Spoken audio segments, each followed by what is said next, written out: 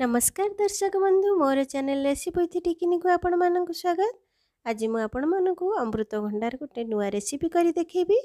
आपण पिला माने जदि अमृतभंडा खाइबा को भल पाउनथिबे एपरी अमृतभंडा रेसिपी बनांतु देखंतु पिला माने केते खुशी रे खाइबे। एबे चलंतु तयारी करिबा अमृतभंडार ए नुआ रेसिपी। एथिपई मु गोटे अमृतभंडा नेइची याको धोई भल भाबरे सफा करी नेइची 4 खंड करी काटी नबा। ए अमृतभंडा टिके बेसी पाकळ हेइ नथिबो कि बेसी कषि नथिबो एपरी अमृतभंडा चूज करिबा। याको ग्रेटर द्वारा मैं ग्रेट करि नेबा। आपण माने जदि मो चैनल रे नुआ अछंती जल्दी सब्सक्राइब करि नियंतु पाखरे थिबा बेल आइकन को क्लिक करि दियंतु जहा द्वारा मु अपलोड करथुवा नुआ वीडियो आपण मानक पाखरे शीघ्र पहुंची परिबो। एबे देखंतु अमृतभंडा को त ग्रेट करि नेली। एबे याको हम गोटे साइड रे रखि नेबा। गैस ऑन करिबा, कड़ाई बसिबा, एथिरे तेल पकई नबा। तेलटी टिके ताती आसिले हम एथिरे गोटे चामच सोरिष पकई नबा। सोरिष टिके फुटी आसिले एथिरे किछि बिरी डाली आमे पकेबा। बिरी डाली पकेबा द्वारा आमर जेकोसी रेसिपी आपण करूथांतु बढ़िया बास्ना आसी थाए। एठी त आमे अमृतभंडा भजा करूचे एथिरे बिरी डाली पकेबा द्वारा भल बास्ना आसीबो। 4-5 टी रसुण को मु चॉप करी रखिछि। एई रसुण को पकई नउची। एबे एथिरे आमे 2 चामच चना डाली पकई नबा। टिके हे गेला परे आमे एथिरे किछि भुसंग पत्र पकई नबा जहा द्वारा बहुत बढ़िया बास्ना आसी थाए।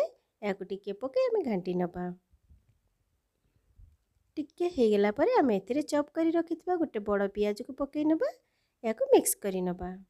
पियाज टिके भाजी हे आसिले आमे एथिरे कट्टा कंचा लंका पकई नबा। कंचा लंकार परिमाण आपण माने कम बेसी करि पारंती जहाको जेते की इच्छा।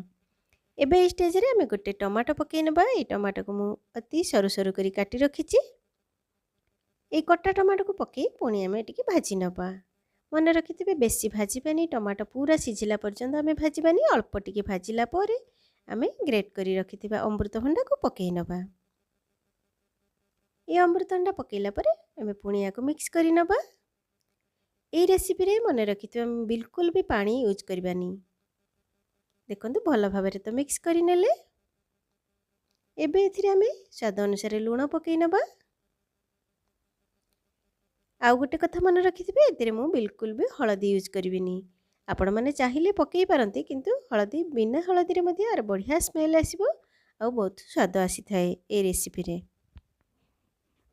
एबे याको आमे तो भल भाबरे मिक्स करी नेले।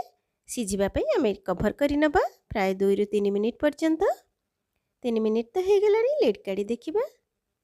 देखंतु आमर ए अमृतभंडा भजा बहुत भल भाबरे सिझी जाईची।